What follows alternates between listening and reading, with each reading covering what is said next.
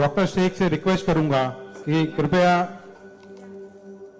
हमें अपने बारे में थोड़ा बताएं और अपने विचार रखें।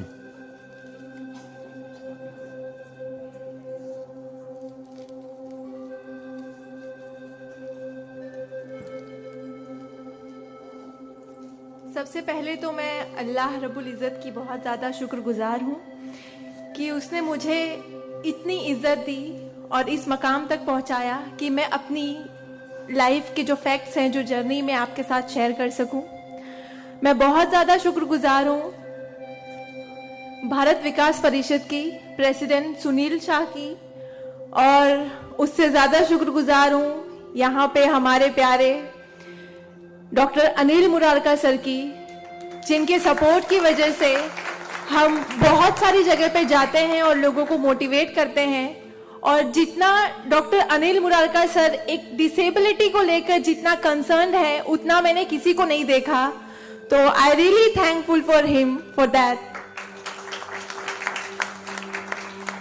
2008 मैंने अपना 10th क्लियर किया था। मैंने टॉप किया था पूरे जोगेश्वरी में विद 92.15% लेकर, और मेरा ख्वाब था कि मैं डॉक्टर बनूं और लोगों को सर्व करूं। मैं मिडिल क्लास से ताल्लुक़ रखती हूँ। मेरे जो अब्बू हैं वो वेजिटेबल वेंडर हैं, तो हमारे घर पे बहुत फाइनेंशियली प्रॉब्लम थी। तो मेरा बस एक ख्वाब था कि मैं डॉक्टर बनूं, लोगों की हेल्प करूं, और उसके लिए मैंने साइंस में एडमिशन लिया। देन 11 साइंस जब मैंने एडमिशन लिया, मेरा कॉलेज बांद्रा में था और मेरा घर जोगेश्वरी में। मैं रोज लोकल ट्रेन से ट्रैवल करती थी Jogeshwari to Bandra. 7 October 2008 that was the day जब मैं कॉलेज से घर वापस आ रही थी। मेरे सेमेस्टर चल रहे थे उस वक्त, और सुबह 10 बजे का वक्त था। 10 बजे, आप सब लोग मुंबई से बिलोंग करते हैं, सबको पता है लोकल ट्रेन में बहुत रश आर होता है। वो ट्रेन जब अंधेरी से निकली, मैं अपनी सीट से उठी और मुझे नेक्स्ट स्टेशन मेरा जोगेश्वरी था, मुझे वहां उतरना था। लेकिन मेरे सीट से उठने और स्टेशन के आने तक के बीच में वो एक लम्हा था जिसमें मेरी पूरी जिंदगी बदल गई। मैं जब सीट से उठी, उसके नेक्स्ट मोमेंट मैंने अपने आप को ट्रेन की पटरियों के नीचे पाया, और जब मेरी आंखें खुली तो वही ट्रेन जिसमें मैं ट्रैवल कर रही थी वो मेरी आंखों के ऊपर से बहुत तेजी से गुजर रही थी। एक लम्हे को लगा कि मैं कोई ख्वाब देख रही हूं, लेकिन जब ट्रेन पूरी तरह से मेरे पैरों से गुजर गई, मैं वहां हेल्पलेस थी। और जब बहुत दूर जाके किसी ने चेन रोकी, वो ट्रेन रुकी, और उस ट्रेन को रुकता हुआ देखकर मुझे एहसास हुआ कि मैं कोई ख्वाब नहीं देख रही हूं, मैं सच में ट्रेन से गिर चुकी हूं, और मैंने अपनी दोनों टांगे उस ट्रेन के पहियों के नीचे आ गई है जिसमें मैं ट्रैवल कर रही हूँ। वो पूरी 12 डब्बे की ट्रेन मेरे पहियों से गुजर गई। किसी ने चेन रोकने की हिम्मत नहीं की। और मैं जब वहां गिरी तो लोगों ने मुझे देखा, और 10-15 मिनट बाद काफी लोग आए, मेरे आसपास खड़े हो गए। मेरे पास सेलफोन नहीं था। मैंने अपनी बैग से उस वक्त डायरी निकाली, मैंने लोगों को फरियाद की, बहुत रिक्वेस्ट की, बहुत रोया वहां पर कि मेरे घर पे एक फोन कॉल करके बता दो कि मैं यहाँ पे हेल्पलेस पड़ी हूँ विथ हेवी ब्लीडिंग, मेरे बचने की कोई चांस नहीं है। एटलीस्ट मेरे घर वालों को पता होना चाहिए कि मैं यहाँ पे इस हालत में हूँ, मुझे लावारिस लाश बन के नहीं मरना है। बट उस वक्त मैं यही कहूंगी कि अल्लाह ताला की मसलहत थी। अल्लाह ताला उस वक्त जो मेरी तकदीर में था, किसी ने मेरी हेल्प नहीं की, और मैं वहां पे 30 मिनट ऑलमोस्ट मैं ट्रैक पर विथ हैवी ब्लीड, मेरे दोनों पैर ट्रेन के पहियों के नीचे आ गए थे। मैं उसी हालत में पड़ी रही और मैं कॉन्शियस थी। मैं बस लोगों के सामने रो रही थी कि मुझे कोई पानी पिला दो, कोई घर वालों को कॉल कर दो, लेकिन किसी ने हेल्प नहीं की। And after 30 minute I got railway help. Then मुझे गवर्नमेंट हॉस्पिटल लेकर जाते हैं, वहां पर भी कुछ ओटी स्ट्राइक होता है, मुझे फौरी ट्रीटमेंट नहीं मिलता है। एंड देन मेरा एक्सीडेंट सुबह 11 बजे होता है, और मुझे 6 बजे जब मेरी फैमिली प्राइवेट हॉस्पिटल लेकर जाती है, then I got a treatment. And उसके बाद 16 साल की थी मैं जब मेरे साथ ये एक्सीडेंट हुआ।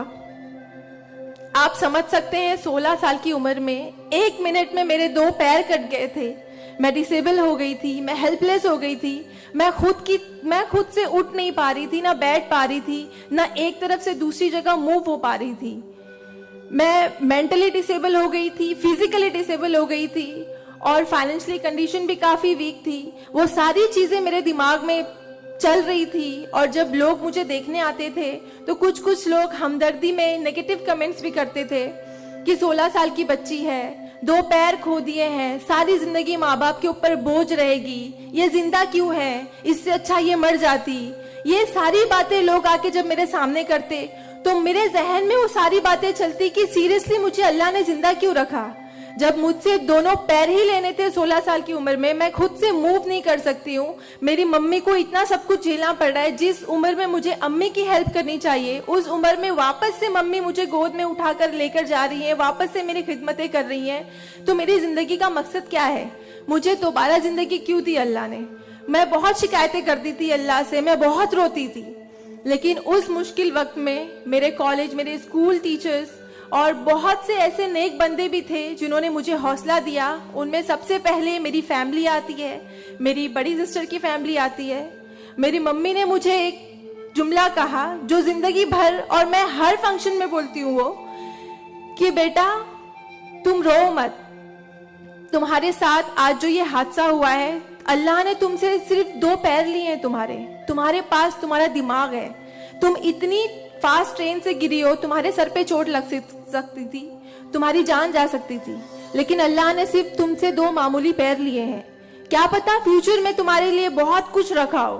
तब मुझे बातें उनकी समझ नहीं आती थी, लेकिन अल्हम्दुलिल्लाह अल्लाह का लाख लाख शुक्र है कि आज इस मौके पर जब लोग मुझे एज अ इंस्पिरेशन समझते हैं, एक आइडियल करते हैं, तो मुझे समझ में आता है कि मेरी अम्मी सच बोलती थी कि हौसला रखो, सिर्फ 2 टांगे गई है। आज मैं जब अपने प्रोस्थेटिक लेग से चलती हूँ तो लोगों को पता नहीं चलता कि मेरे पास 2 पैर नहीं है, मेरा एक पैर थाइस के पास से नहीं है, दूसरा नी के पास से नहीं है, बट लोगों को ये अंदाजा नहीं होता है। तो बस मेरी अम्मी ने जो एक बात कहा था कि अल्लाह पे यकीन रखो बच्चा, तुम्हारे साथ जो हो रहा है और जो होगा वो सब अल्लाह ने प्लान किया हुआ है, तुम बस हिम्मत मत हारो कभी भी, और बस डटे रहो अपने जुनून के पीछे कि तुम्हें डॉक्टर बनना है। तुम्हारी 2 टांगे नहीं तो क्या हुआ, तुम्हारे पास दिमाग है, तुम ज़हीन हो, तुम आगे बढ़ो।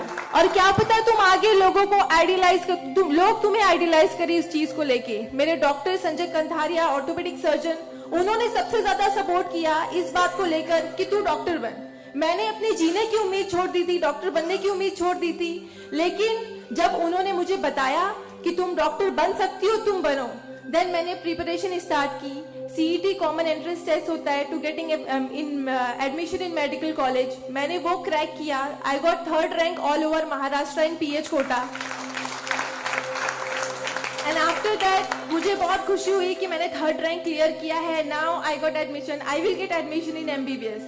बट वहां पर भी एक प्रॉब्लम थी मेरे लिए कि मुझे डिसेबल परसेंटेज 89% डिसेबल हूं मैं, और मेडिकल में एडमिशन के लिए 40 to 70 there is a criteria to get admission for MBBS. मैं मोर देन 70% डिसेबल हूँ, ये कहकर मुझे उन्होंने डिनाई किया कि आप एलिजिबल नहीं हो, आप एमबीबीएस में एडमिशन नहीं ले सकते हो, आप डॉक्टर नहीं बन सकते हो। तो उस बात को लेकर मैं बहुत डिप्रेस हो गई। देन मैंने वापस अपने डॉक्टर से हेल्प मांगी। उन्होंने मुझे एक मशवरा दिया कि आप हाई कोर्ट जाओ, बॉम्बे हाई कोर्ट, और जिस बात के लिए एक नॉर्मल स्टूडेंट को सिर्फ पढ़ाई करनी होती है, अच्छा रैंक लाना होता है, मुझे उस चीज के लिए मैंने वो किया, लेकिन उसके बाद भी मुझे बॉम्बे हाई कोर्ट जाना पड़ा। एंड मैं गई, मैंने अब हार नहीं मानी और मैं गई, बिकॉज वो मेरा हक था, मुझे डॉक्टर बनना था। और जब मैंने वापस अपनी नॉर्मल जिंदगी स्टार्ट की अपने प्रोस्थेटिक लेग से, मैंने आना जाना शुरू किया, अकेले ट्रेन ट्रैवल करना शुरू किया, देन मैंने रियलाइज किया कि मेरे अंदर कोई कमी नहीं है, मैं एक नॉर्मल लड़की हूँ, मेरे पास पैर नहीं तो क्या हुआ, मैं लोगों को सर्व कर सकती हूँ, मेरे अंदर पैशन है डॉक्टर बनने का। तो मैंने वो बस अल्लाह पे यकीन रखा और मैंने ये सोचा कि अगर अल्लाह ने मेरी किस्मत में रखा है डॉक्टर बनना तो मैं जरूर कोर्ट में फाइट करूंगी। एंड देन मैं बॉम्बे हाई कोर्ट गई इन 2011 और वहां पे मेरा केस मोहित शाह, चीफ जस्टिस मोहित शाह ने देखा, उन्होंने मुझे ऑब्जर्व किया, मेरे प्रीवियस स्टडी रिकॉर्ड्स देखे, वो सारी चीजें देख के, और उन्होंने जब मेरा पैशन देखा डॉक्टर बनने का, सर्व करने का, देन उन्होंने मेरे फेवर में फैसला दिया। एंड 2011 अल्लाह का लाख लाख शुक्र है कि मुझे इंडिया के टॉप मोस्ट कॉलेज में एडमिशन मिला, which is Saint GS medical college and KM hospital. Then 2011 में मैंने अपना एमबीबीएस में एडमिशन लिया।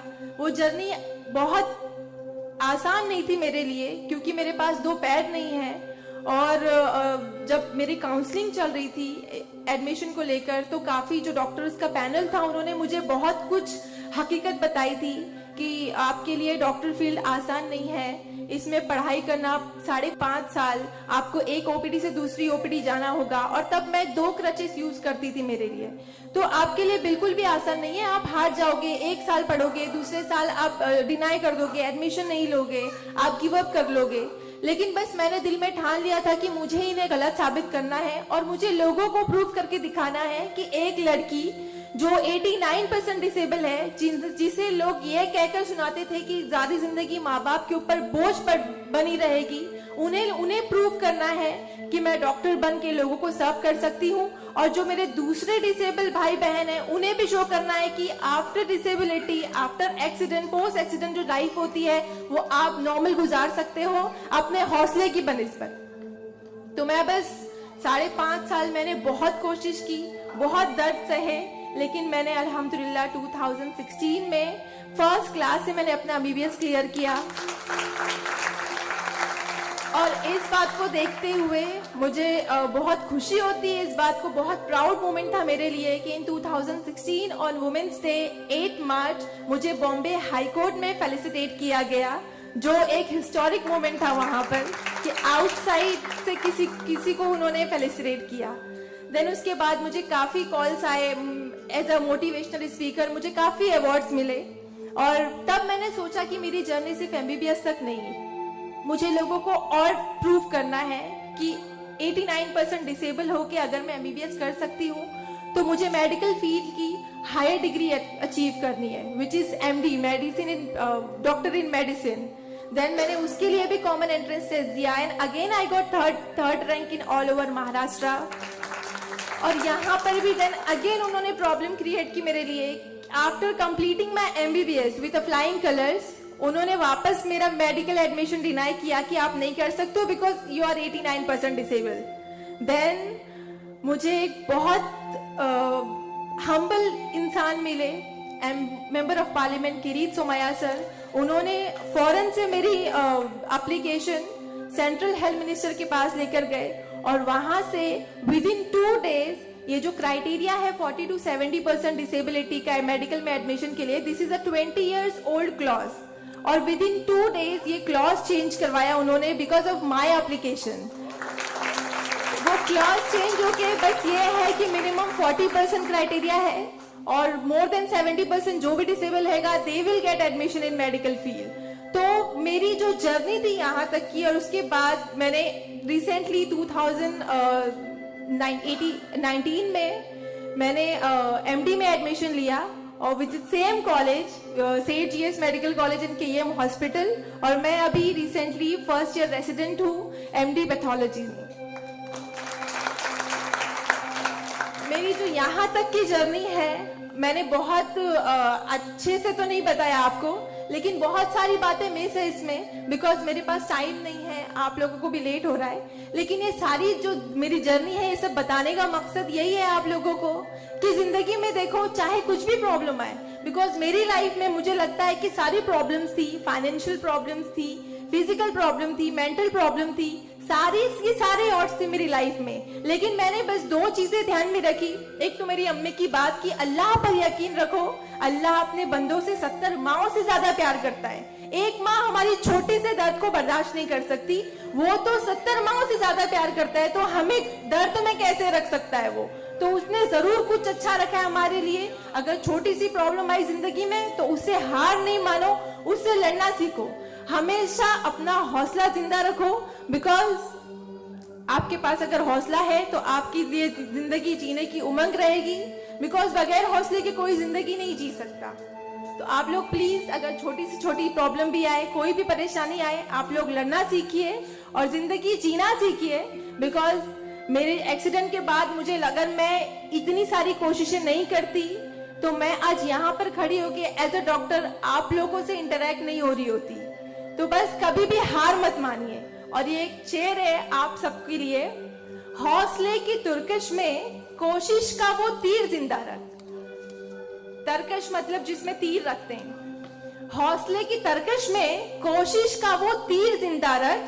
हार चाहे जिंदगी में सब कुछ, हार जा चाहे जिंदगी में सब कुछ, मगर फिर भी जीतने की उम्मीद जिंदा रख।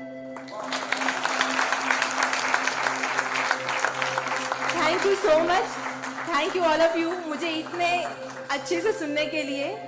और मैं बहुत ज्यादा थैंकफुल हूँ डॉक्टर अनिल सर की और भारत विकास परिषद की कि उन्होंने मुझे इतना सुनहरा मौका दिया आप लोगों से इंटरैक्ट का। Thank you. धन्यवाद।